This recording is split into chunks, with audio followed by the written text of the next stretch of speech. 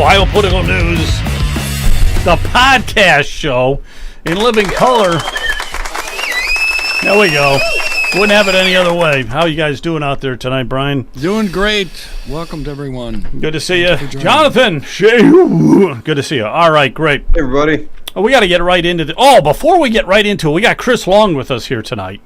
Chris Long from the Ohio Christian Alliance. There you are. How you doing? Good evening. Good evening. To be with you. All right. Before we get to Chris Long, I got to show you a couple of things here real quick. So we are on X. X marks the spot. And just a couple of things here on our X channel that I thought was kind of interesting here. This will be kicking in. We are live, so this will be kicking in very, very shortly. This is like a 1 minute time delay. It's not the Kentucky Fried Chicken guy. It's John Bolton. And he's just yakking away saying Barack Obama is innocent. Here's our beloved governor. He's out at the Ohio State Fair, and he should be doing something to improve property tax reform instead of going down slides or watching that.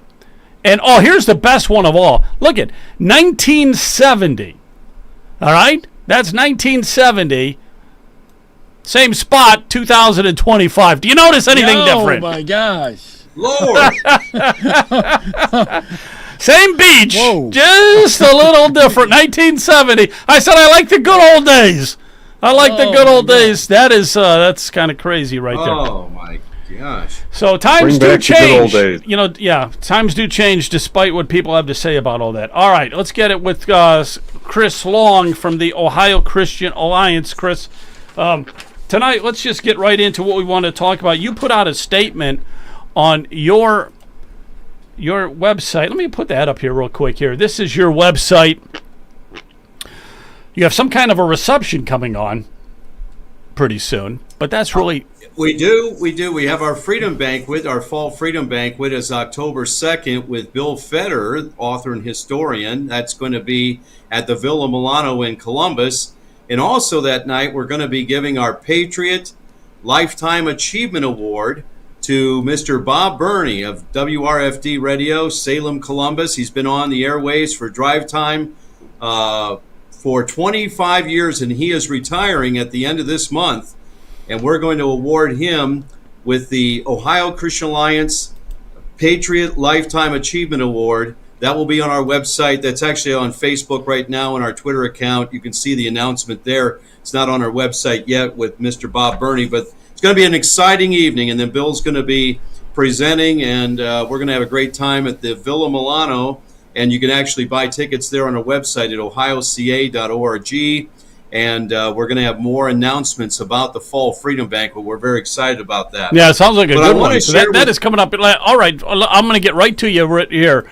Off your press release here. This is on the Ohio House veto. That's pretty small print. Let me just see if I can enlarge it real quick. Well, I can read it for you. I got it here in my hand. And so here's the statement from the Ohio Christian Alliance on the Ohio House veto override failure. This happened on Monday on the three important provisions of real estate tax relief. Shockingly, the Ohio House only overrode one of Governor DeWine's vetoes on real estate tax reform. The most substantive reforms have been canceled by the governor with his vetoes. Obviously, Speaker Huffman and the majority could not convince the holdouts to vote with them for the overrides of the other three measures. Only the replacement levy portion was overridden with 61 votes. We will later publish to you the Rhino Republican holdouts. We're going to name those tonight. We're going to name hang on names, one second. okay? Hang on one second. Yeah, that's the best part of all. We got to find out who these Rhino Republican holdouts are. I'm going to tell you, but let me finish the statement. A statement, but I just want to let people know what it is you're reading, okay? Because I think a lot of people might be scratching their head and saying, what is he talking about? Let's just build a little case for what's going on here, because they don't follow stuff like we do, all right? Well, they that's don't what the rest of the follow statement this like we do. Yeah. So all right, so here's what real estate tax reform. Right. So here's what it says. Listen. The following three provisions were not voted on by the Ohio House to override the governor's vetoes. These measures would have given real measurable tax relief to homeowners. The pain and suffering will continue for the Ohio homeowner Governor DeWine has failed to hear the appeal of his fellow Ohioans on this critical issue. Seniors will be driven out of their homes, young families will struggle to pay the taxes, and Ohioans across the board will pay more to an already bloated, overpaid local education system. Their bills have all been paid, and they're sitting on $10 billion in revenue in excess taxes collected over the past few years. In comparison, the state rainy day fund only has $4 billion. So the local school districts in all 88 counties collectively are sitting on $10 billion. Okay, now that's a stop right there. That is really important. Let's stop there for a minute because we got to let that sink in a minute, okay? So there's 600 school districts. They have excess revenue that they're carrying over to the next year. This is operating expense, extra revenue, and if you add all of it up, they're not broke. They have an excess of $10 billion. That's with right. A billion. That's right. And so these measures would have been a cap. One of them, the cash balance carryover. The provision would put a 40% cap on a school district's carryover revenue or of the unspent funds a district has on hand at the end of the fiscal year.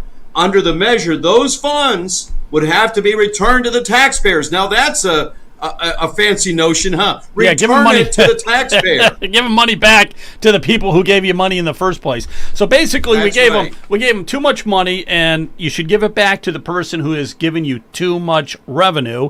That would be us, the taxpayers. But that ain't never going to happen. Besides, that was vetoed by Governor DeWine. And in addition to, by the way, they wanted to override that. They've had about 55 votes to do it, but you need 60. And let me tell you who the holdouts were. Let's hear it. Let's hear it. Let's hear it. That was Gail Manning. That was Scott Olslager. That was Jamie Callender. That was former Speaker Stevens. Let's see. There was one more in there.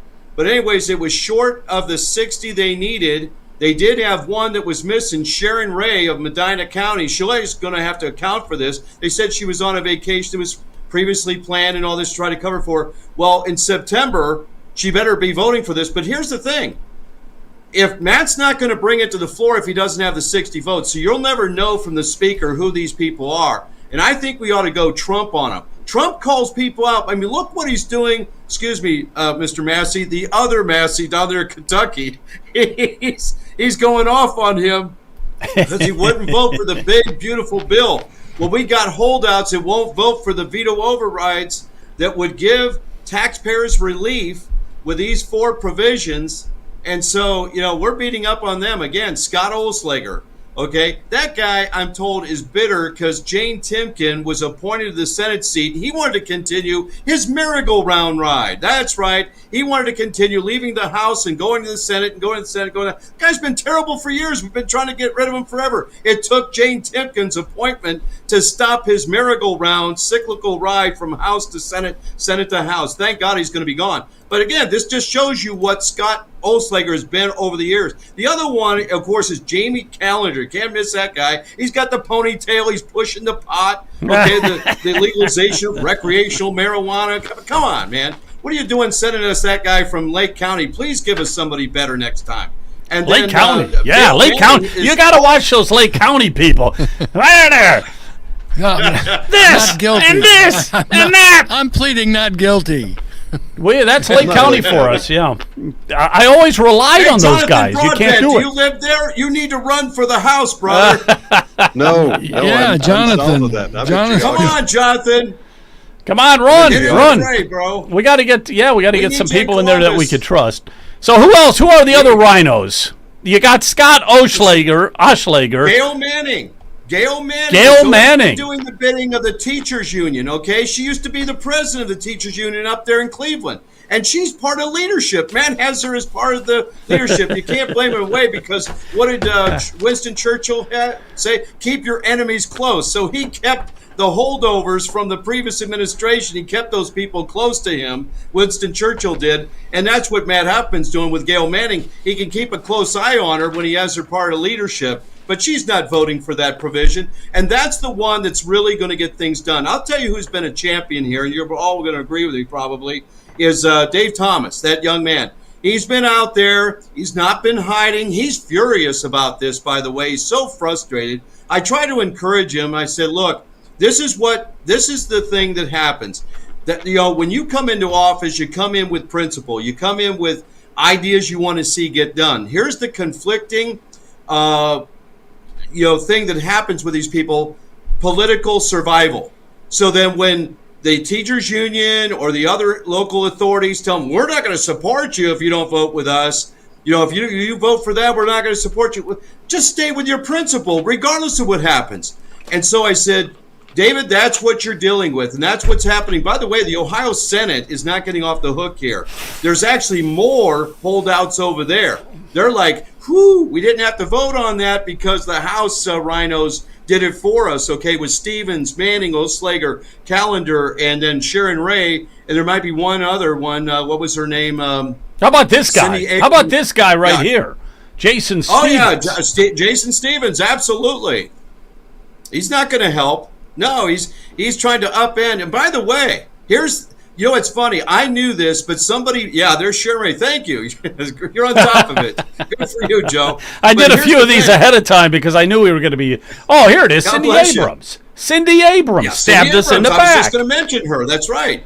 Yeah. There's another one. All right. But here's a point. Here's something I want to bring up real quick. Carefully. Now, wait one second.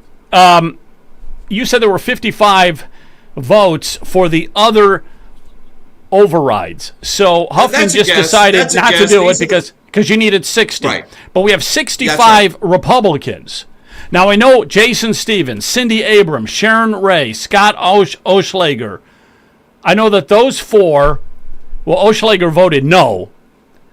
He voted no. The other three didn't show up.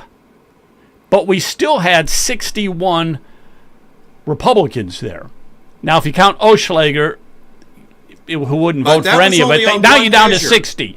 So you still would have 60, but you're saying there's another 5 traitors in addition to that. But understand something. That was only on one of the measures that so Jamie Callender voted for that, but he won't vote for the other 3. And this information comes to me from a member that shall not be disclosed, okay, that said, hey, we got some problems here, right? So there's a few other names there that haven't been named, but these are people that you know that won't vote for these 3 substantive measures. Again, Gail Manning, Scott Oslager, Stevens. We don't know what Sharon Ray is going to do. Jamie Callender, and then you just said Cindy Abrams. How many is that? That's like 6, right? Yeah. So that's 6 members. So there's probably a few more than that. There's a few more than that. Okay, but here's what I want you to listen to. Yeah, go ahead. So a lady messaged me right after they failed the vote, and she said it will be interesting to see these termed out representatives who gets a governor's appointment with big money with it. And that's what you got to look for. This is the treason that happens for us, the people. They'll take the governor, they're doing the governor's bidding, and he's going to say, thank you, here's an appointment. And that appointment, maybe $150,000, $200,000 job a year with that appointment head. So that's what we're dealing with here. That's the kind of thing that goes on all the time in Columbus. We tried to call it out this time. We're furious. But I'll tell you what this has done. What has this done? This has given rocket fuel to the constitutional amendment effort that Leonard and Brian and others are working on. I know that I got a number that one of the organizers told me that they were over 200,000 signatures already. That's really good for this spring, okay? And when people see that, I've said that to a few people, I think it's between 200 and 250,000 signatures they've gathered, and they're going all the way to next July to get it on the fall ballot of next November, and absolutely they can do it.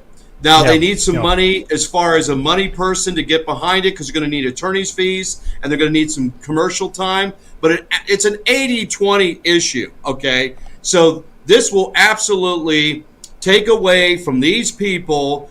And so they're playing Russian roulette here, because DR and I all will vote for this. It's an 80-20 issue. And so it's going on the November ballot of next year. They just need some legal help. They need a donor get behind them, a donor or two to get behind them, and they'll absolutely get to the ballot next year, and it will pass. What will happen? Well, that means then for police, fire, and local schools and anything else is on the local level, you'll have to go to an income tax or a income or sales tax. So there'll be an income or sales tax increase the legislature will have to do because you can't do it again. You can't lien the homes anymore because the constitutional amendment will forbid that. So here's one thing I do want to throw in there real quick is I do not like the fact that you're going to do like a city tax, a city income tax to fund the schools, because that's just going to raise and go higher and higher, and then when you have people that aren't making income, let's say senior citizens, they're just going to say, well, we got to collect more money from everybody else. Here's what I would like to see. I would like to see the schools taken over by the state. Get rid of the teachers union, have them take it over by the state, and let them doge it. Let them doge it. What do you think, Brian? Would that work? It will be taken over by the state. The state will have to do an income tax increase to provide for police, fire, and schools, or at least for the schools. Okay. On the local level, that's fine. That's fine. I don't know how that would work. It would have to be a sales tax that would pay for police and fire. Okay, no, I don't have a problem. I don't have a problem with paying a tax to the city for fire, police, parks and recreation, libraries, all that kind of stuff. I don't want to be paying for the schools. With that powerful teachers union and everything, that bill would just keep escalating, going higher. It's not helping. It's not helping. So what's going to happen if you don't pay that? But they won't have the power anymore. They won't have the power anymore because the legislature, if it's Republican, are the ones who are going to be calling the shots from that point. Like somebody from the Buckeye Institute told me this week and said, if that passes, it will be the end of the teachers union. The end of it. They won't have any leverage anymore because it will be up to the legislature to set the balance sheet of what that funding is going to look like for the schools on the local, across the state. Okay, let me get Brian in here. Go ahead, Brian. Yeah, what it's going to take is a very significant restructuring of the school systems, in our opinion. What we have heard here in Lake County, do we need all 611 school districts? In Lake County, we have 9. Do we need 9 school districts with 9 superintendents and all of the administrative costs that go along with that? And as far as the local police, fire, roads, and bridges, we're saying send us a bill. I want to know how much I'm actually paying for my police protection or my fire protection. Right now, I just get one lump sum amount that is in my property tax statement, and I said that's not good enough. Transparency is the key to good governance, and I want to know how my township is faring compared to the other townships. If we're paying double for police protection or fire protection, I'm going to ask the question, why? They can, if I don't pay the bill, they can file a mechanic's lien. They just cannot foreclose on my home. They can't tie any of the service costs to the home. That's what we're pushing for. And as far as schools are concerned, there's going to have to be some major restructuring. And what we have heard is that the legislators, they don't like to really do that. They just want to tinker around the edges, and they really don't want to make the hard decisions. Well, what we are saying to the legislators, and in our press release, this was before the vote came out, we said, we don't care what the vote is. If they were to, pass all or rescind the veto, it didn't matter to us because people are telling us that they do not feel that they have a voice in their government anymore. And what we're saying to the people is, if you sign this petition and we get it on the ballot, you will definitely have a voice. So that's what's driving us, is that we want the citizens of the state of Ohio to control their destiny. I can give you a chapter and verse of this. Property taxes is the most expensive tax to administer. They hire third-party appraisal companies. Those third-party appraisal companies, they are controlling the destiny of the homeowners, and they're not accountable to the homeowners. That has got to stop. They will not tell us how they determine their calculations of our home values. We have to prove them wrong. We have to spend anywhere from $500 to $1,000 to get an appraisal. No, we got to take the home value. Home ownership is the foundation of our freedom and liberty, and that's the point we're driving home these days. It is a property tax issue of people being priced out, but ultimately it's a freedom and liberty issue also. Yeah, without a doubt. Without a doubt.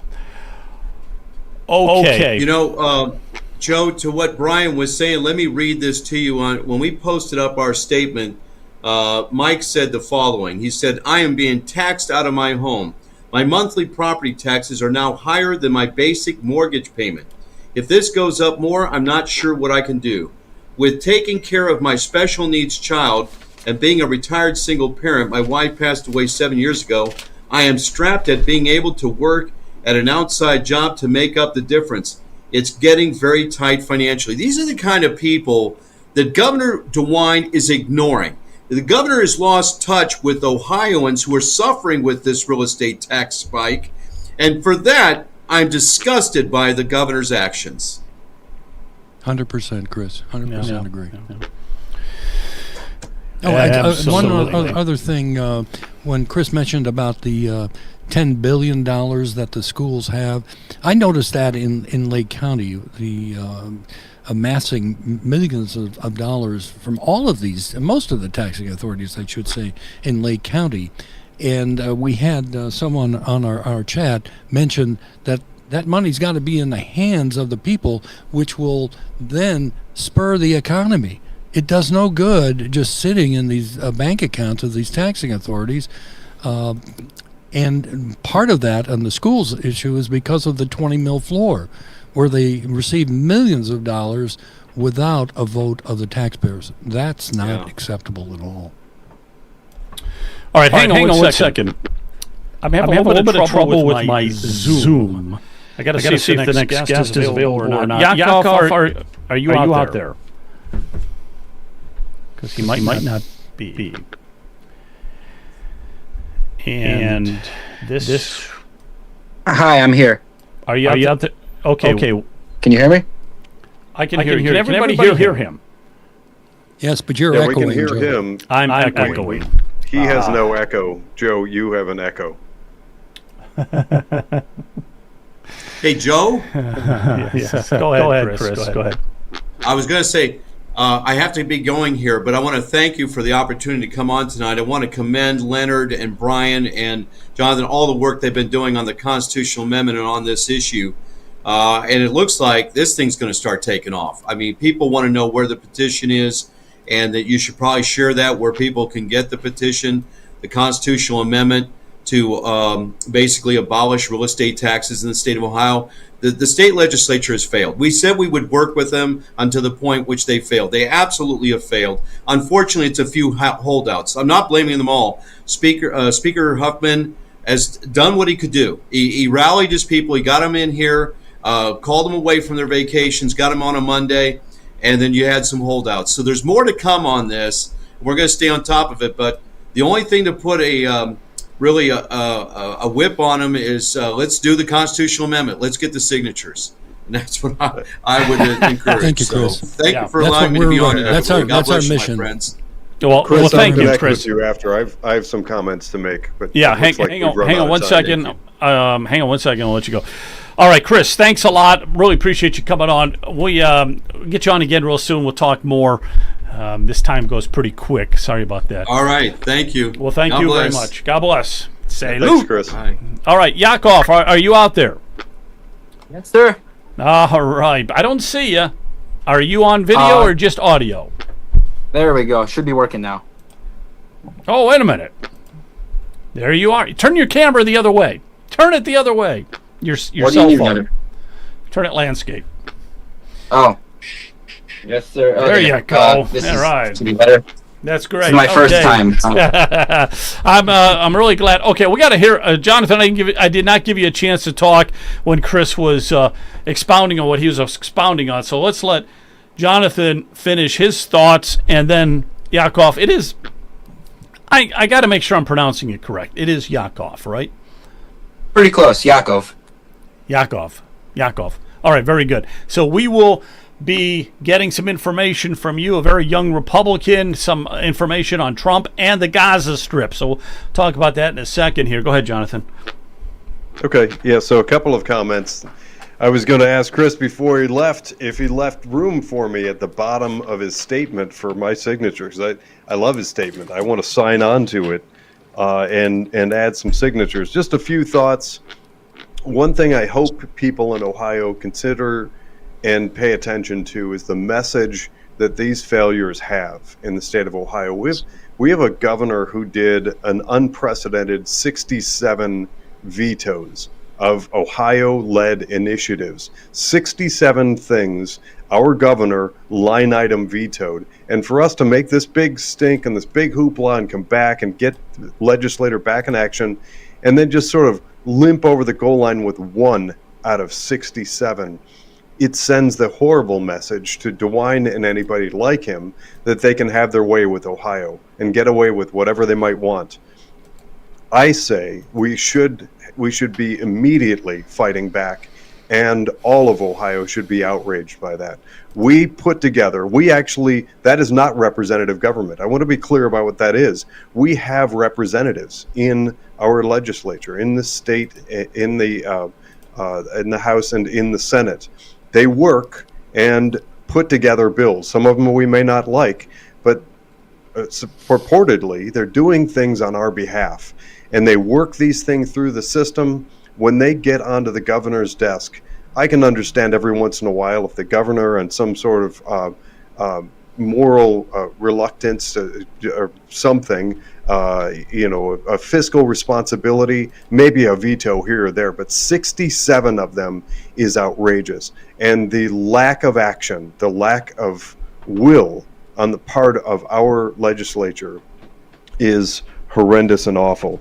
One other thing, Chris Long mentioned somebody who wrote in, who's in a hard way with his family and may lose his house. I hope that doesn't come to pass. I hope that doesn't happen. But we're hearing those stories. If you know people out there, and Brian Massey has found one woman so far who's gone on video and captured her story of the prospect of losing her home, her lifelong home. I suggest we should be capturing those videos. And one thing I'm going to suggest to Chris, I've got his mobile number, I'm going to text it, stay in touch with that guy, because what I want to see is a massive parade of videos of those stories, and let's shame these people into action. And the last piece is absolutely stay tuned in on what Leonard Gilbert, Brian Massey, and people like them are doing with this proposed amendment to our state constitution, because that's our way forward. That's how we cut the head off of this snake. Those are my comments. Thank you. Okay, very good. Yeah, so Brian, it's you're doing a yeoman's work there with that. I mean, you're doing excellent. 2 thumbs up for everything that you're. Yeah, well, we appreciate that. We're going to try to get helping you more does. here with Ohio Political News. We're going to try to start working with you as much as we can. We got to get those signatures. Jonathan, you're absolutely right. Right, Jonathan, as far as taking some videos. In fact, I did post something on Lobbyists for Citizens. I think we got 4 of them, 4 videos. And I just got an email from a 72-year-old gentleman in Summit County, basically lamenting the fact that he's paying 27% of his monthly retirement for property taxes. So it's just not sustainable for him also. And I will be going down to Marietta tomorrow and Xenia on Tuesday to talk to patriot groups. And what I also found was that West Virginia also wants to, there's a radio station in West Virginia, because they're experiencing the same thing. This is not just an Ohio issue. I think it's going to be a nationwide issue. And we're very thankful that we can help maybe lead the nation in Ohio by getting rid of property taxes. We're working as hard as we can. We just need more circulators and more people signing the petitions. Right. Yeah, Got to get those circulators going. Got to get the circulators going. All right, Yakov, how are you tonight? It's good to see you. So you're, what? You're 21 or 22? How old are you? Oh, I lost your... Go ahead. Talk again. I got to fix your audio. Sorry. Oh, sorry. I'm 23. That's on my end. Oh, okay, great. 23. All right, so you're very articulate. You have a lot of knowledge about what's going on with Israel and the Gaza Strip and stuff like that. You're also conservative. I mean, you're a big fan, I think, of the MAGA movement, right? You kind of like Trump. Not too bad. What's your thoughts on Trump? Well, currently, I think that Trump has done a incredible amount of work for ending or ramping down various current geopolitical tensions. There was a major war in the Democratic Republic of the Congo between, I believe it was between DRC and Uganda, if I'm not mistaken. And it really doesn't get talked a lot about in Western media, and most Americans don't know anything about it. My knowledge on it is admittedly very limited, but that war was threatening to boil over and cause a lot more harm than needed to be. Also, there was a huge flare-up between India and Pakistan, I believe it was 2 months ago, if I'm not mistaken. Not to mention several hostage deals. One that. Let's do this a second. Let's do this a second. I'm going to show you this map here because I know that you have a lot of knowledge. Can we talk a little bit about what's going on with the Gaza Strip? And it Absolutely. just kind of funnels over into everything else.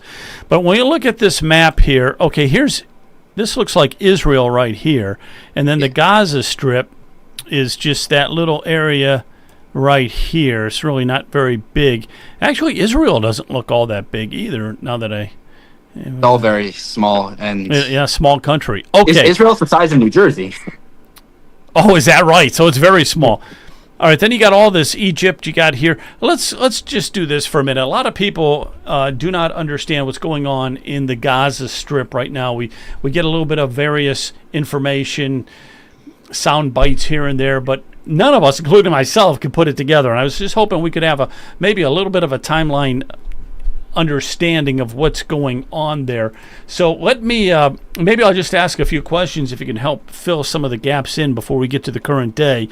But Sure. Israel, I know it goes back thousands of years, but 1948 is when Israel really took over this area or reclaimed this area, correct? Yeah, 1948 was the year of the Israeli War of Independence. In 1947, the UN came up with a partition plan to split up the British Mandate of Palestine, roughly 50-50, I believe 55-45, with the majority of the land being under Israeli rule. Shortly after that, of course, the Palestinians rejected this, and they understood it as an affront. They believed that they have the right to every square inch of the land, and that even a tablecloth's worth of land going to the Jewish state is a complete abomination. So let me jump in here a minute. For Israel, in 1948, or prior to 1948, Britain was in control of that area, correct? yes. And then in 1948, Britain just said, we're getting the heck out of here because there's just too much going on. Doesn't make sense to us. We're going to hit the road, right? They got out. Britain decided that it's the UN's problem now. It's the UN's problem. So they got out of there, and then they split the land between Israel and the Palestinians, right? Is that what the British did? Yeah, they made. So at the time, the term Palestine was used to refer to the entire land, and the general debate was for which land should go to the Jewish state and which land should go to the Arab state, or the Muslim state. But in fact, if you were to say, I'm a Palestinian back in 1947, 1946, what you'd really be saying is that I'm a resident of this land. It wouldn't have a connotation that you're an Arab or you're a Jew, like today, where the Palestinians are generally understood to be the Arab population of the land, meanwhile the Israelis are understood to be the Jewish population. Okay, so let's look at the map again. What year? So in 1948, then some of these Arab countries decided to attack and take over the territory, correct? Yes. So the Palestinians or the Arabs decided that they would. And when you say Arabs, you're talking like Egypt, you're talking Jordan, you're talking what countries? Yes, so all the countries around Israel are Arab countries. Israel, Jordan, Syria, Lebanon, even other countries like Iraq or Saudi Arabia are also Arab. But the ones that were involved here, the ones that were involved in this specific war were Egypt, Jordan, Syria, and Lebanon. They aided the Arab movement to try to, through overwhelming force, they outnumbered us, not just by number of countries, but also by sheer number of manpower. The goal was to just flood the country with soldiers until they can drive us all out. So in 1948, then, what was about a year and a half war, Israel defeated all of those Arab countries that were ganging up on them, right? More or less. It wasn't a complete victory in that the British mandate was ultimately still split. The Jewish state managed to retain and even expand the border upon the borders that were given to them by the UN. So that's a victory for the Jewish state. Egypt managed to take over the Gaza Strip, and Jordan managed to take over and annex the West Bank. Egypt never actually annexed the Gaza Strip and never gave citizenship to the Arabs living there.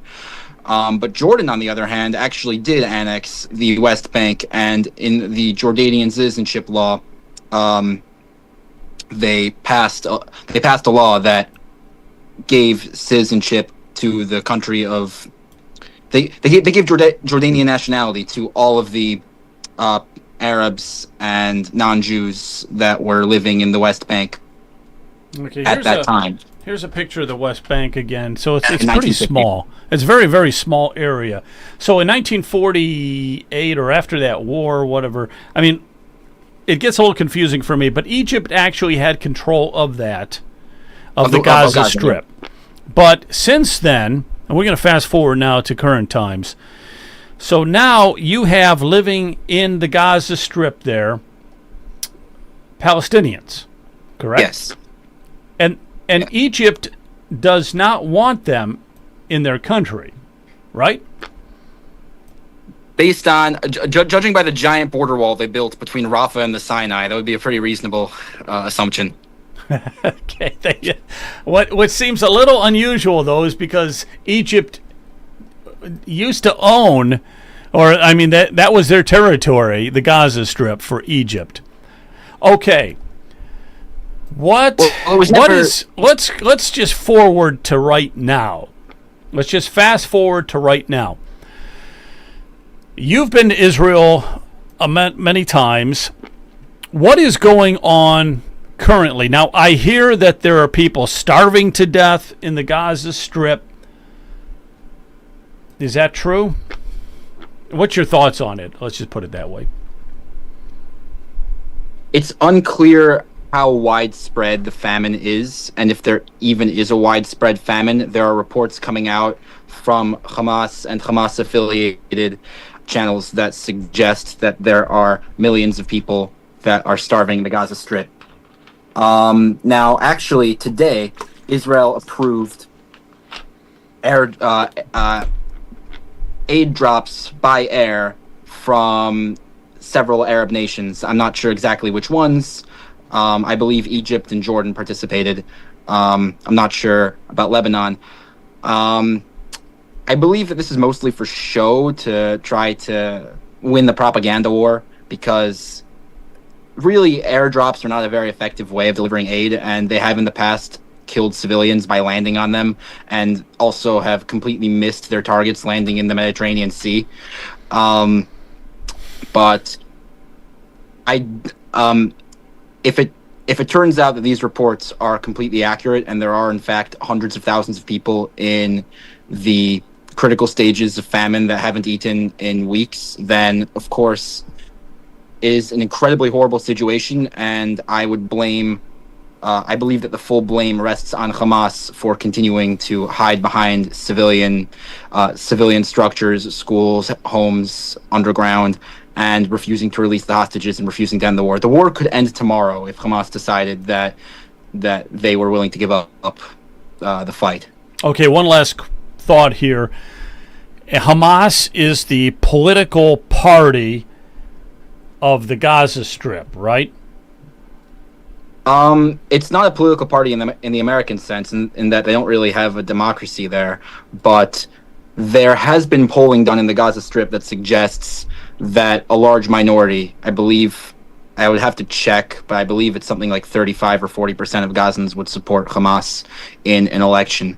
But they don't really function as an American political party in that sense. They function more like a guerrilla group. A terrorist group, yeah. They're a terrorist group that kind of took over that small strip of land. And the Palestinians say, hey, you want to be the government? You can be our government. It's just such a crazy, crazy situation. I want to get you guys' thoughts in there. Go ahead and if you have a question for Yakov, go ahead. It is very, very bizarre. We're trying to get to the bottom of it here. Well, I mean, it is a complex world, and that is arguably one of the most complex parts of the world, bar none.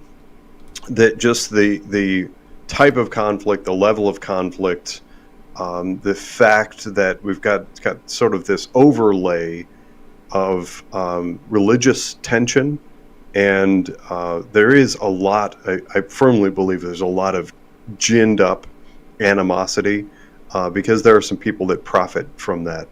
And we see, unfortunately, just a massive amount of money that flows into places like Qatar, however you're supposed to pronounce it, and some very, very wealthy power players that profit from the ongoing conflict, and they don't want it to end. But just for perspective, one of the things that I wanted to comment, and just for our audience, one thing that's to me kind of a linchpin to considering the implications of this region. Joe, if you pan out about 40 times, pan way out on that map, you're going to get a huge area of the planet, and I've seen it color coded, showing Israel as you can think of Israel as red, and the area around it, all of those countries, virtually everything you see on the map would be green, representing Muslim nations. And to put that in American context, it's kind of like looking at a map of most of the U.S. and considering from Maine down into Georgia over to Missouri and up in past Illinois, and then consider the area of roughly greater Cleveland representing Israel. The type of conflict that exists when you have that small region having become the target of so many nations. And actually, sorry, that gets a little bit complex, and I'd love Yakov's opinion on this as well. There are a great number of entities and people within neighboring nations who there's great evidence would be very amenable to peaceful relations with Israel. But we have a lot of senior leadership in a lot of the Arab and predominantly Muslim nations who unfortunately derive power and profit from maintaining that agitation. So I think if there were a way to remove them, the people that benefit from the fight, from the ongoing conflict, there are, I think, clear indications that Israel would probably be recognized as a nation, and a lot of that tension would evaporate and disappear. And in particular, what we now call Palestine or the Gaza Strip, I think a lot of that would evaporate if there weren't the money and power that comes out of having Israel, the Jewish state, I'm air quoting that, Israel, the Jewish state, for everybody to point at and focus energy, weapons, military, and attention on. Those are my thoughts. Hang on a second. I'm going to bring in Mikhail. Mikhail, if you want to turn your camera, your cell phone side landscape, will get you a bigger There he is. picture. Hey, Mikhail. Hello. Mikhail I guess it sideways. didn't work. Sorry about that. I thought it would work. Usually it works, but now you just get me dizzy. Ah! Uh-oh. Not working. All right, that's not working. That's okay. That's fine. So we got Mikhail here.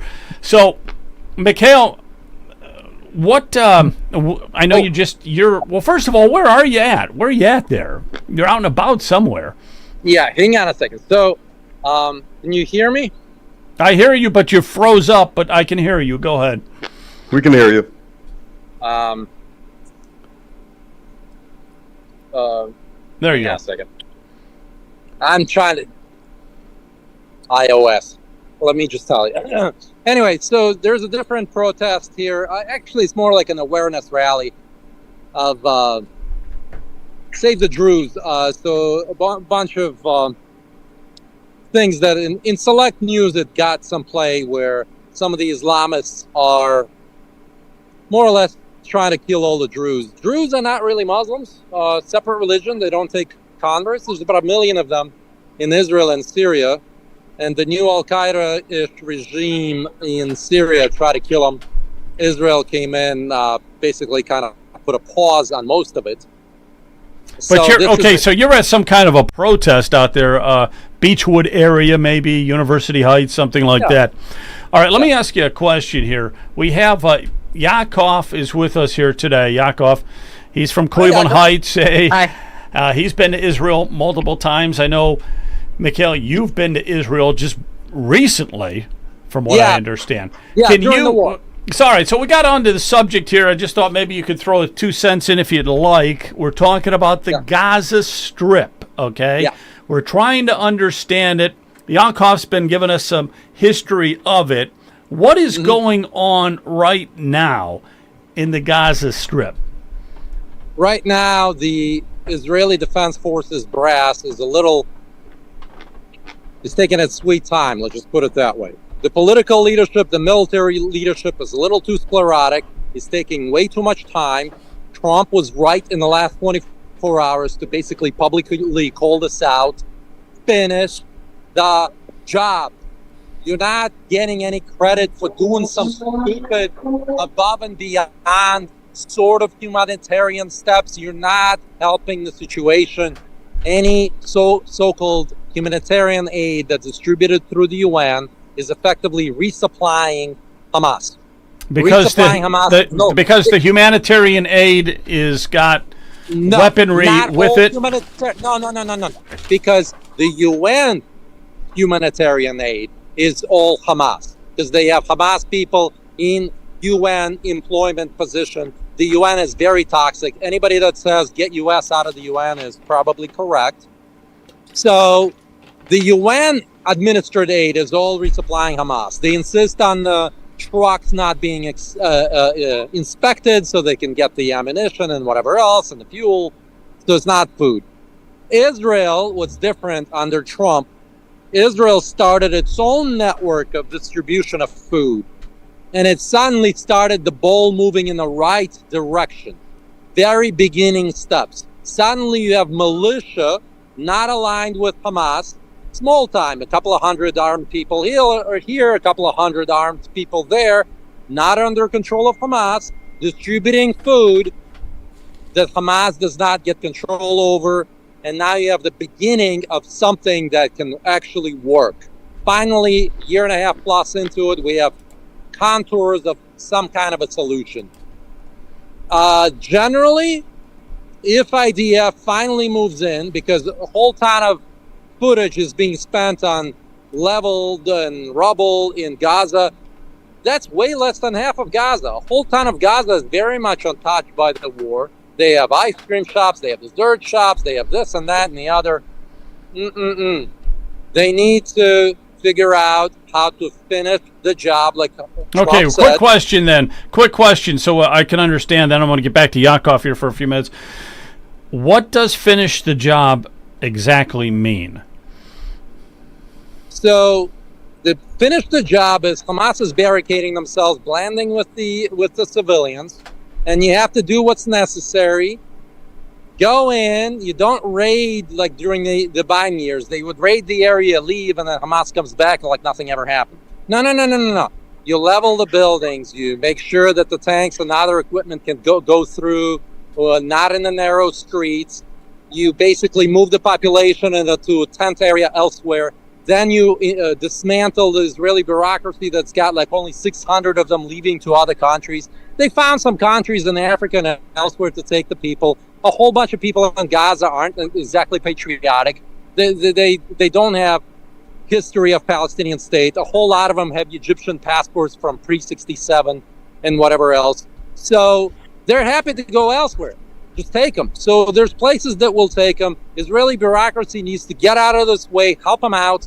Once you move the population away from the built-up area, Hamas is not able to put together traps for Israeli defense forces with temperature, with thermal controls of the drones. IDF can much more easily wage war against Hamas. Yeah, sure, they'll go underground, but it's half the battle is won when the built-up areas are not there. So you have to finish the job. Every time IDF cranks up, Israeli Defense Forces cranks up the pressure, Hamas runs to Qatar to try to get the negotiations going again. They'll throw in better terms. They'll throw in some hostages.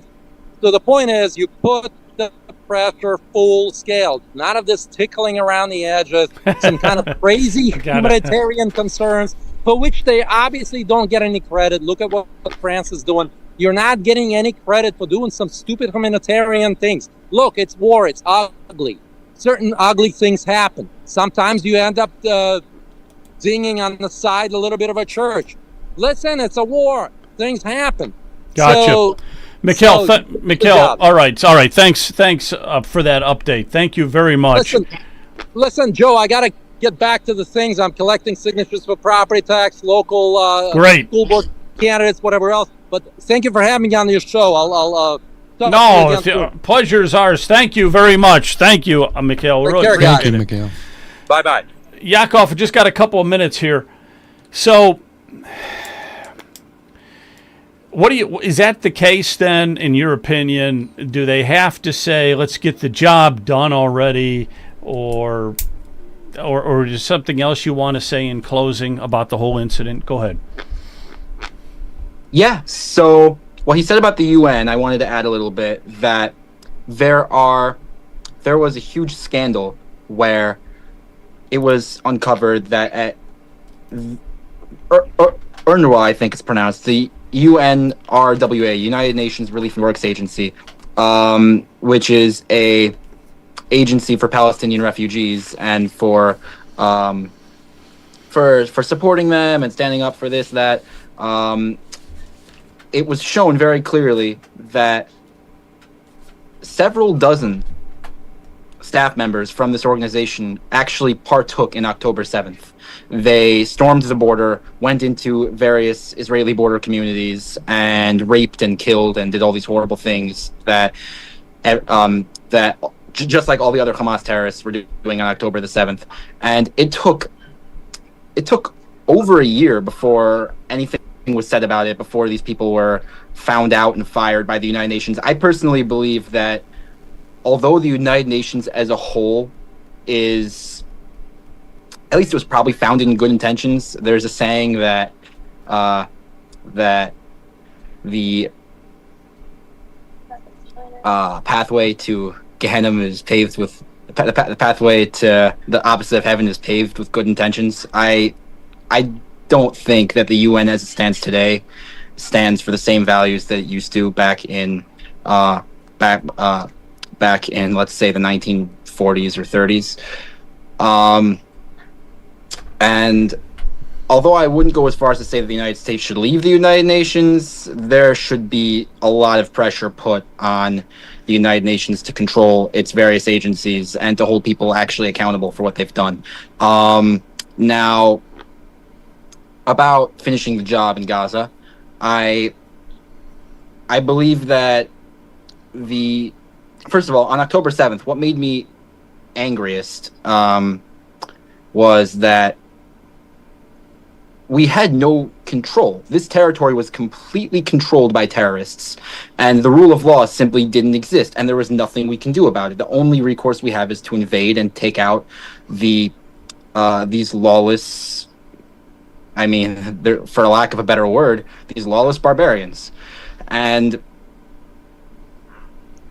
in our efforts in doing so, they have entrenched themselves so deep and used every dirty trick in the book in order to make that as difficult as possible.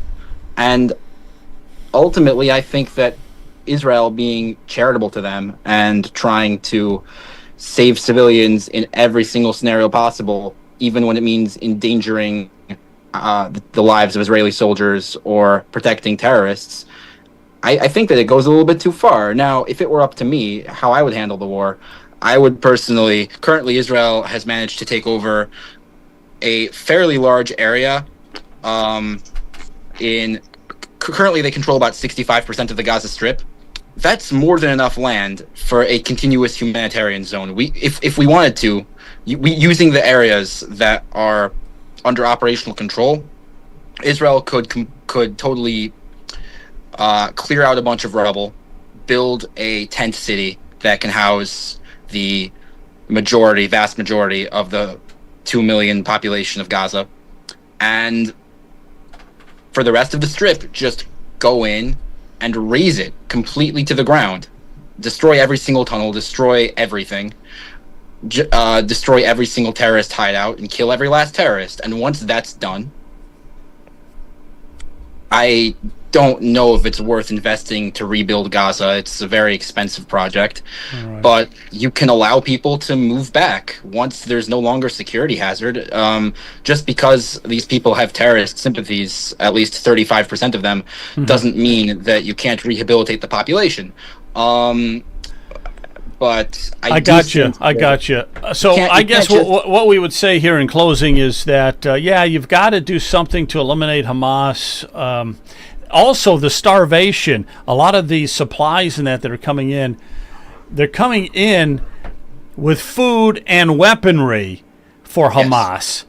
That's another issue that's not being talked about enough. All right, Yaakov, I got to get to my next guest. I want to thank you very much for everything you do and being so up on this. We got to have you on again. We want young people on this show, so I really appreciate you taking the time tonight. Thank you very much, okay?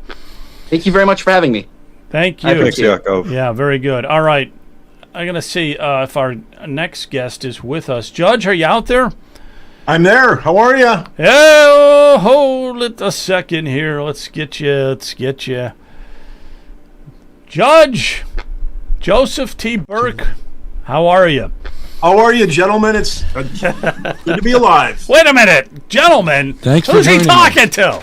That's not us. That's for darn sure. Must be Brian. It's got to be so. Yeah, Brian's the gentleman. That used to being called a gentleman. Good grief. So, all right, let's talk about you here, and appreciate you coming on tonight, and really, really appreciate it. All right, let me just give a quick introduction to you. All right, because you, and I'm talking about Judge Burke. Do I need an intro, Joe? Do you need an intro? Not much. You don't need you don't need much. Okay, born and raised in Bay Village. How's that? Bay Village. Yeah, So all right. some people, if you're from Northeast Ohio, you know where Bay Village is. If you're not from Northeast Ohio, you probably don't. You went to St. Ignatius High School. I got to give you a thumbs up for that. You have 3 daughters and 3 dogs. Your wife is Michelle. You've been married 15 years. Does that sound right? I think it's closer to 17 now. Ah, okay. How time flies. Yeah. You love and cherish spending time in Lake Erie. Yes. I assume that means fishing as well as boating. Is that right? It does. Absolutely. Okay, so your claim to fame, let's talk about this here. You ran a race about a year and a half ago to become the Rocky River Municipal Court judge, right?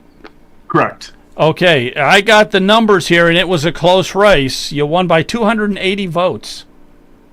Actually, Joe, I won by 178 because after the election, they mysteriously found 950 ballots in Bay Village that were unaccounted for in a memory stick. So they had to process those. And after they did so, my lead went down to 178. Then it went to an automatic recount. Wow. But it did not change. So, Okay, I do yeah, want it to was point close. out there were 42,000 votes were cast, Right. and to win by 170. That tells you how important every single vote is.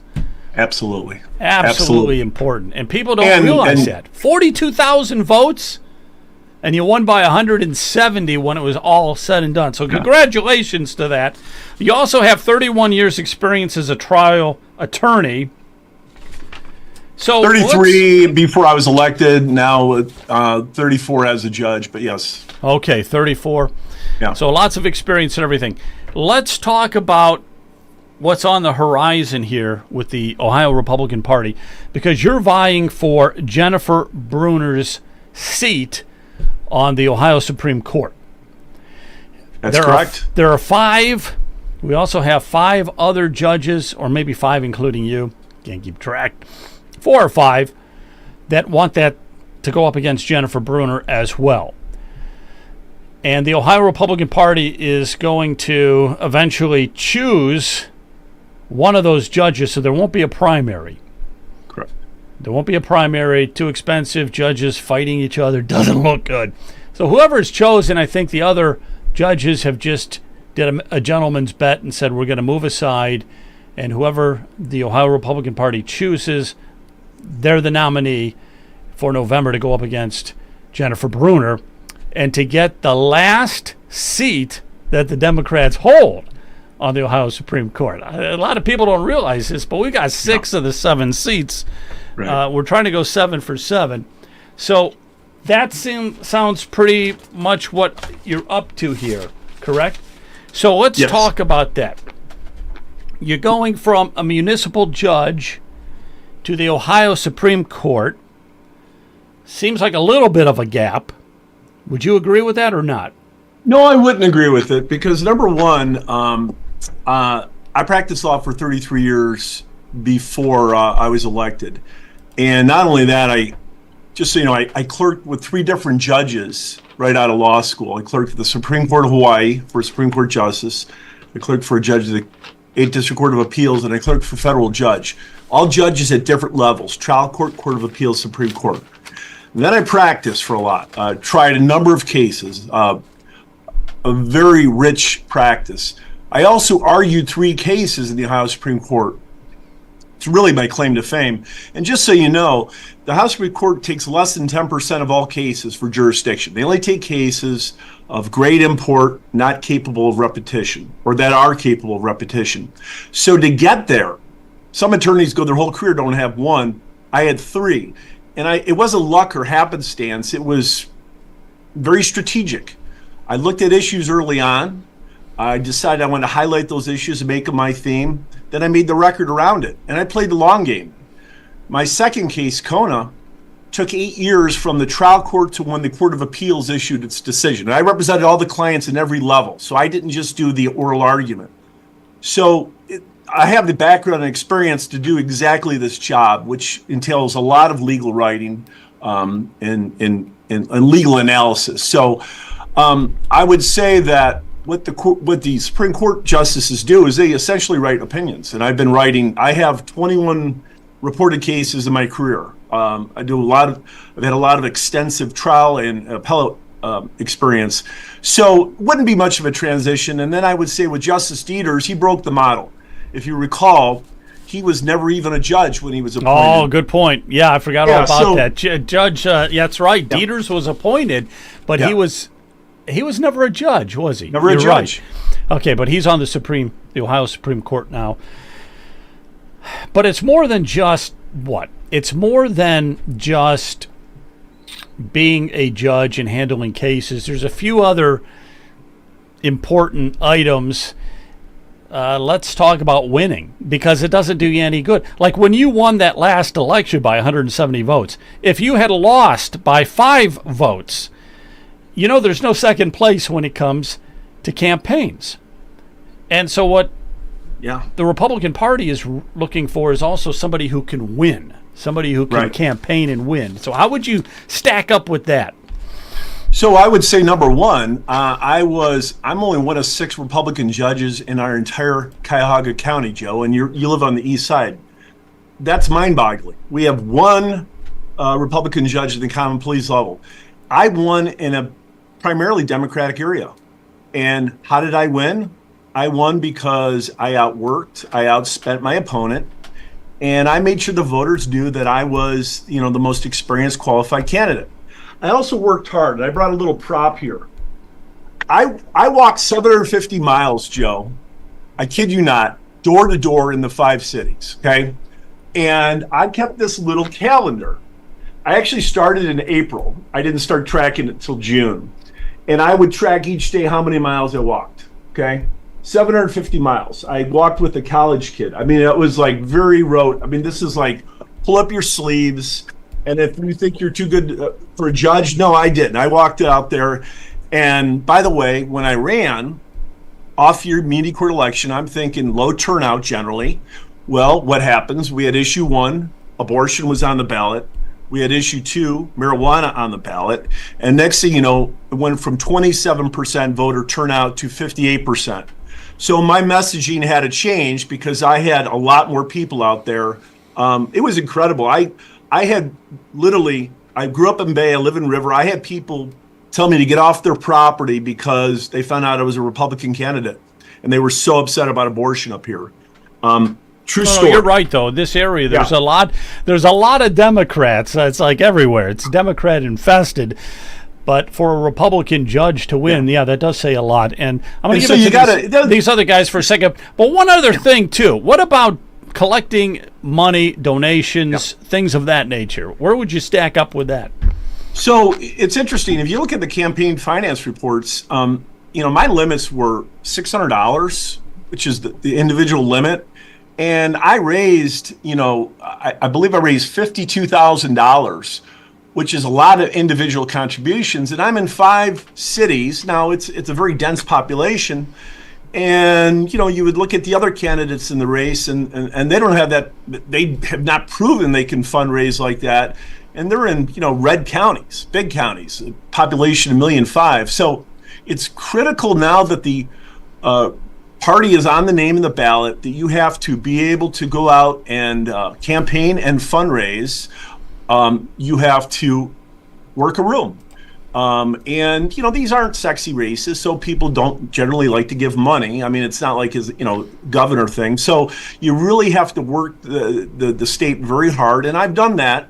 I've appeared in about 40 counties in the last 6 months.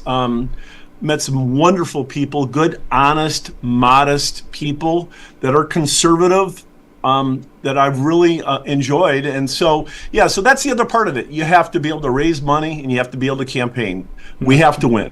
And you got to be outgoing, and you have that outgoing spirit. I was at the Lincoln dinner here in Cuyahoga County, and you were up there on the podium, and you were talking, and you were very vibrant and enthusiastic in the whole works. So we got that. Brian, do you have a question for the judge? He could be the next Supreme Court judge.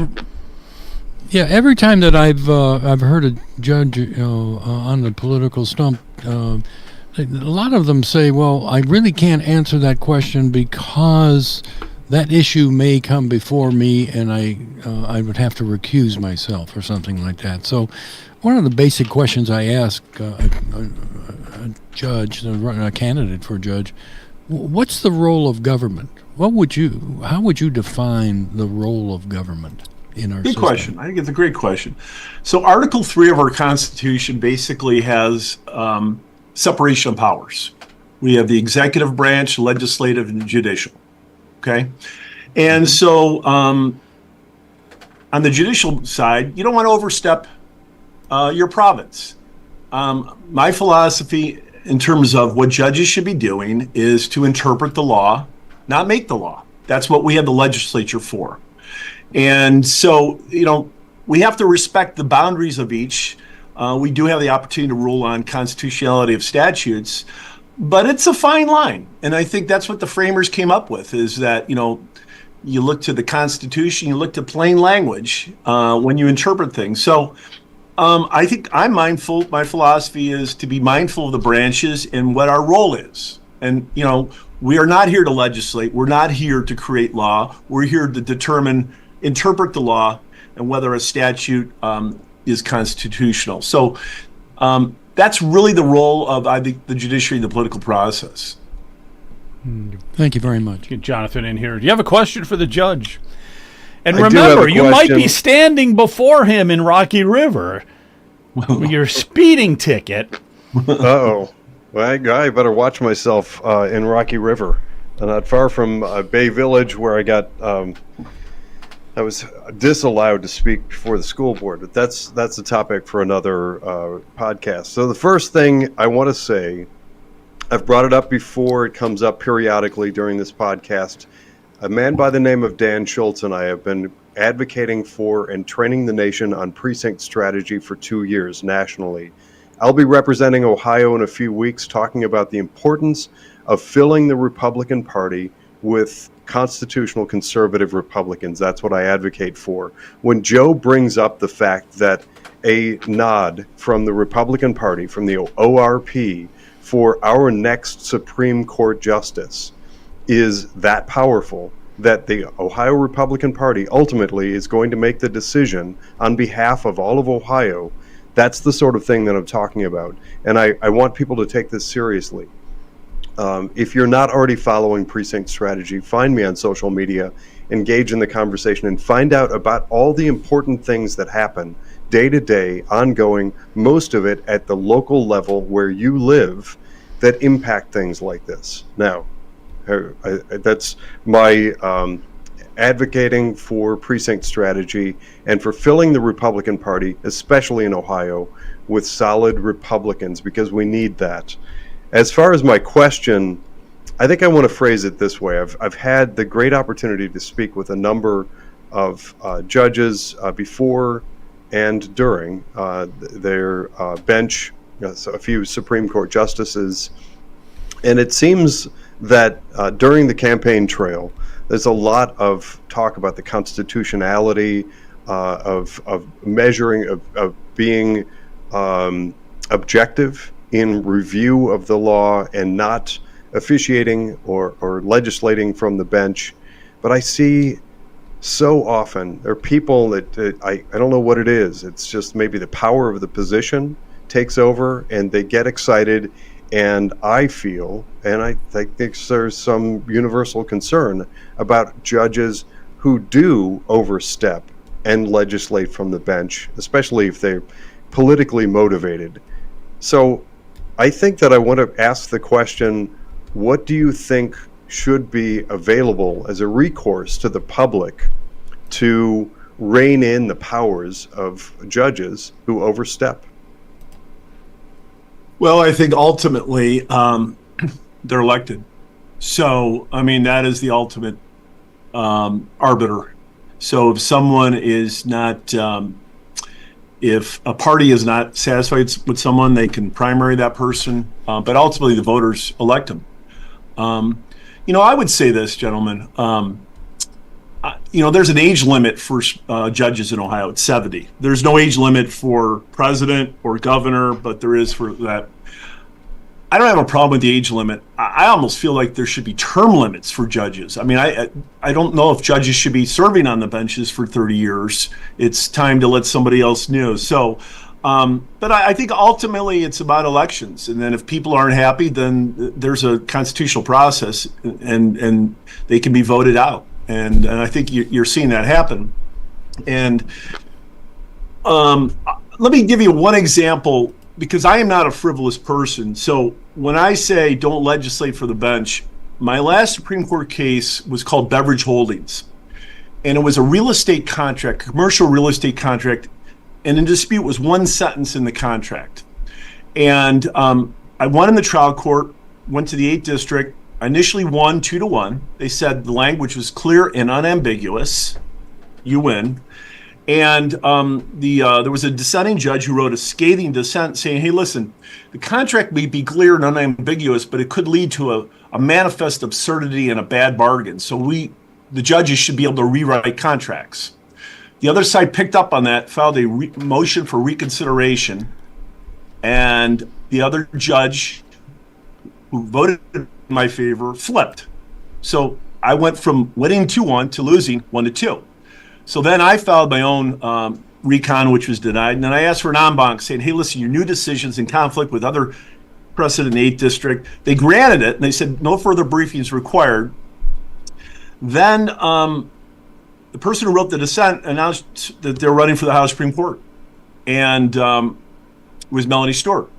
And then all of a sudden I get an entry that there was no longer a majority thinks this case is in conflict. And in that particular case, if you can't rely on written contracts, and we have the Wild Wild West, and that was a clear case, I believe, I can talk about this because it's my case, where we had judges rewriting contract law, not based on contract precedent, but because they felt they could lead to a bad bargain, and that was going to eviscerate 150 years of contract jurisprudence. I won that case in the Ohio Supreme Court. Justice Stewart was elected. It was interesting. She had to recuse herself. But there's an example of me not just saying, I don't legislate. I took to task this particular court for what they did. And ultimately, the Supreme Court got it right. So I just want you to know that, I walk the walk and I talk the talk. Right. That's a great example. Thank you. Let me ask you a question, Judge. You were bringing up age and everything, and let's talk about Pat Fisher, if we could, for a minute, if you want to get into that at all. Yeah. But Pat Fisher is already an Ohio Supreme Court justice, so he is on the bench right now. But he also wants to go up against Jennifer Brunner. Now, he's almost 70, and his reasoning is if he can beat Jennifer, then he could stay on till probably 74 or something. What's your thoughts on that? Is that a problem, or do you not have a problem with that? Just curious. No, listen. Justice Fisher has been a fine justice, so in no way would I ever denigrate what he's done. But I am fundamentally opposed to what he's doing. So what happens is, so everyone understands, his current seat ends in 2028. At that point, he'll be 70. He cannot run again under Ohio law constitution. You're age 70. So what he's doing is trying to run for this seat in 26 so that ultimately he'll get 4 more years on the bench.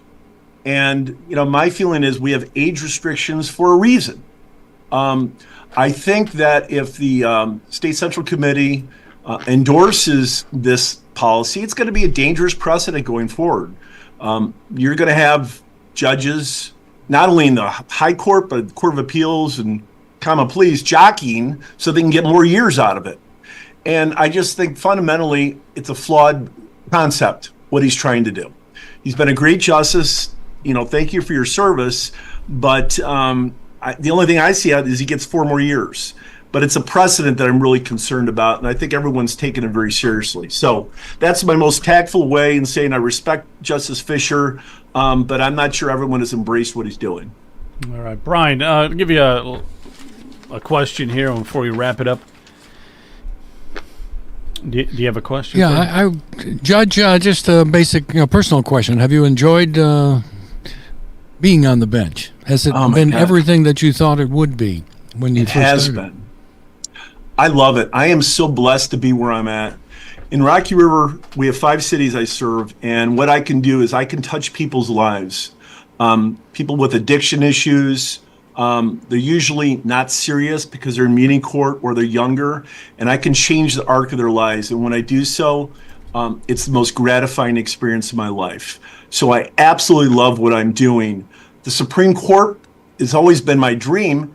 And the reason why is because then we can create case law that benefits the whole citizens of Ohio. So, it's on a broader range where you can change arc of lives. So I'm very blessed to be where I'm at. I love what I'm doing. It's changed my life in a very good way. I was a great attorney. I'm so grateful to be here. And also, one of the things, guys, I just want you to know that, listen, I didn't grow up as a blue blood. Okay, my father didn't go to college. He was a truck driver. He ended up owning a trucking company, ended up being in 3 states. He was very modest. So I didn't come from, my dad wasn't a lawyer, but my parents made sure that all of our kids had education. And I am so grateful for that opportunity because I took advantage of it. And I learned. And the other thing about a justice, I just think you need for a justice, it isn't a training ground. It isn't like I wanted, the next stepping stone. It's for somebody who's been there, done that, has demonstrated in their career that they've seen it all. Criminal and civil cases, tried cases. I've got more experience than every other candidate except for Justice Fisher, and he's got me beat by a couple of years. So I think that's really what it is. It's not learn on the job. It's been there, done that. You got a little gray hair. Life experiences are important. So that's the kind of the picture that I want people to understand is that we have to make some serious decisions, and you want somebody who's been there, been in the trenches. And I feel like I'm that person. Thank you so much. Yeah. Say good luck to you. Yeah, good luck to you. Jonathan, I'll give you the last question here tonight. Go ahead. If you would. Give a good one, Jonathan. All right, thinking on my feet here. So, tell us about what you feel is the most impactful case, an important case that you've presided over. Well, I've handled so many. I would say the Beverage Holdings was a huge case because what in jeopardy was 150 years of contract law that the 8th District was trying to eviscerate. And again, if you can't rely on contracts, you have nothing. But my first case in the Ohio Supreme Court was called Guadalupe, and it was actually set the standards for criminal motions to suppress. And that one benefited the more citizens in the state of Ohio because what they were trying to do is get away from hearings, make it more onerous for litigants to challenge motions to suppress. And so that case said, no. It's about due process. Remember, we are judges. It's about fairness. We want to make sure everyone has due process and they're heard. And so the Guadalupe case set forth the standards for criminal motions to suppress. And so it was one of the most significant cases in 20 years. And I'm very grateful to have been successful in that. So I think that was the case that really benefited, most Ohioans, because we're umpires, but people want to be heard, and that's what I found in my courtroom. Most of my defendants, they just want to be heard. They just want to be listened to, and I take that time. And I listen to them, because oftentimes they have negative connotations of judges and courts, and I listen to them, and it makes all the difference in the world when I can connect to that person. And I meet my defendants wherever they are. And that's what I think judges should be doing. No, you're right. You are absolutely right. Spoken like a real judge. I mean, I think you did a great job there. Well, I want to thank you, Joseph, for coming on here tonight. Really appreciate it. And it's best Joe. of luck. Thank you. Best of absolute luck for you. The one thing I will say is also it's important for judges to be outgoing that helps with the campaigning, that helps with getting votes, blah blah blah. And I can see that you're very outgoing, and that's a big plus, right? So thanks again. Appreciate your time. Thank you, Joe. Thank you. The best judges were the ones who were in private practice because they know what it is to hustle. That's right. Thank you so much. Got to get into the appreciate real world in order to do it. Well, thank you again. God bless Thank you, guys. Take care. Thank you very much. All right. Thank you, All Judge. right. So before we wrap it up, Brian, what's going on with property taxes? I mean, just give us the Cliff Notes version.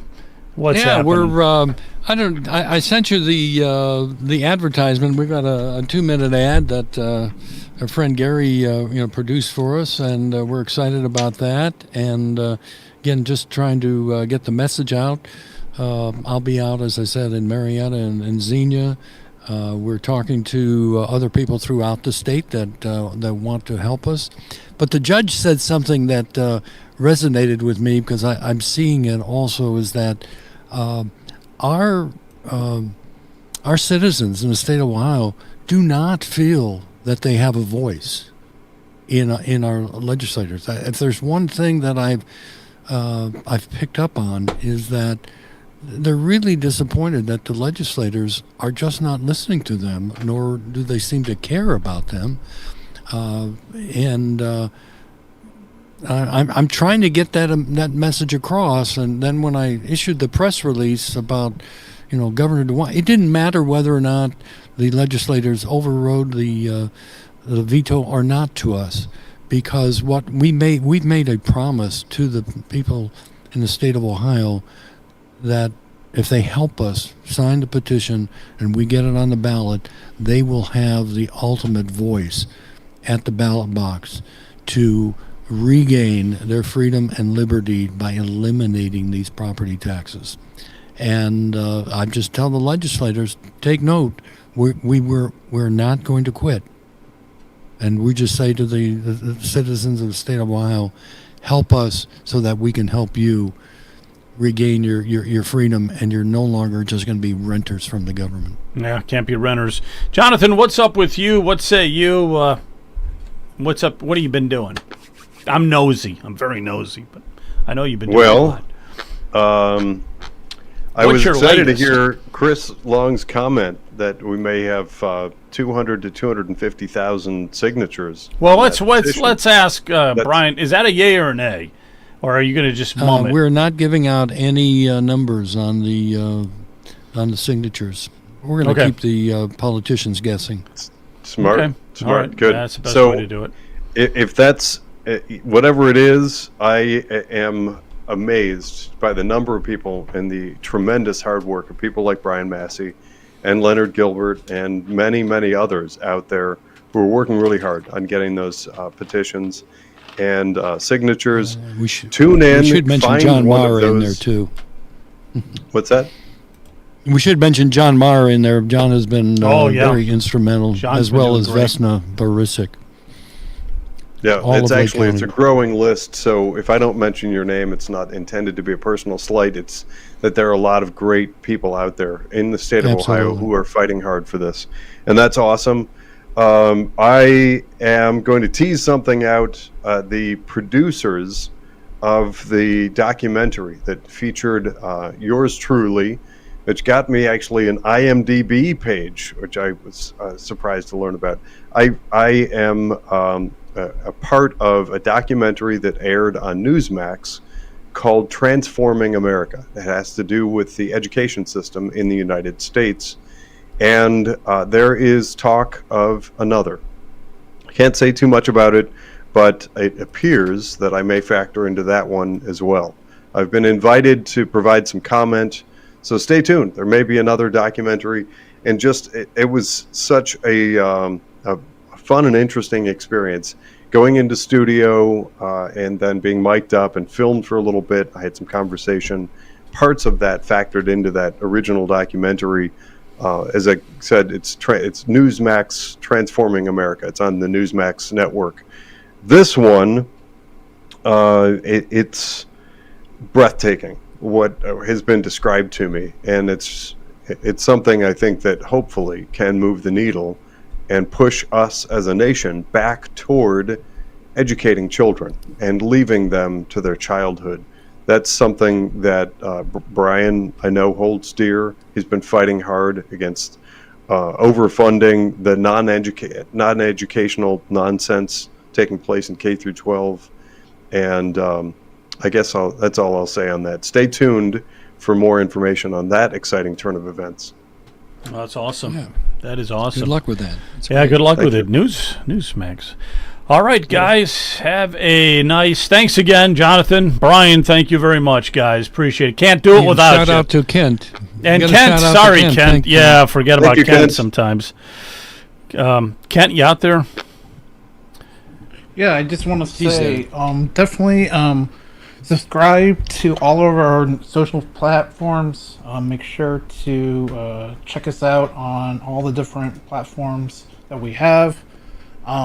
We're on, especially on Facebook. We're really boosting our Facebook. And everybody that's on Facebook, thanks for watching this right now. And if you like what we're doing on Facebook, send us a star. That will really help us continue to do what we're doing. You can also go to ohiopoliticalnews.com. Right at the top, you can support us. You can also go to the shop. We're building that up to have some more stuff with the property taxes and the upcoming elections for 2026. So stay tuned on that. But make sure to subscribe, like on Facebook, and also go on TikTok. We are having so much fun on TikTok. Make sure to follow us on TikTok. We'll be putting out a bunch of videos over there. A lot of people have a lot of comments. We've blown up on TikTok big time, and especially go over there. We're also live streaming right now on Substack. So if you can watch us on Substack, you can watch us on Facebook, YouTube, X, Rumble. You can watch us on Substack too. So stay tuned every Sunday night at 7 p.m. Thanks, Joe. Thanks, Kent. All right, guys. See you later. Take care. Have a good night. Thanks a lot. Good night. The games are done.